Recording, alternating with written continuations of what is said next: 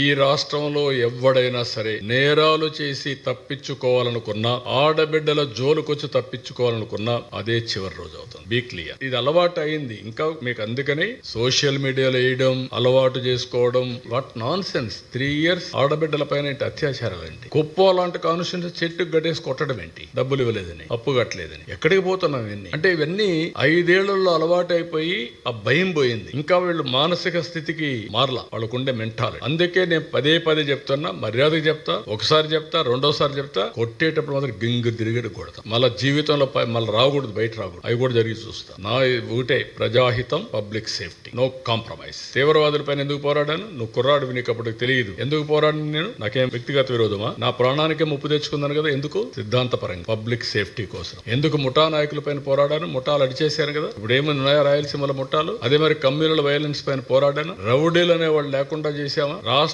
బహిష్కరణ చేశారు రౌడీలని. ఇది ఇప్పుడు చేయడం కాదు, 30 ఏళ్ల ముందు చేశాం. మళ్ళీ అది ఆ పరిస్థితి వస్తుంది. నేను మర్యాదగా చెప్తున్నా, be in limits, you do your duty, I don't have any objection. కానీ టేక్ ఇట్ ఫర్ గ్రాంటెడ్, నా ఇష్ట ప్రకారం నేను చేస్తానంటే చెల్లదు.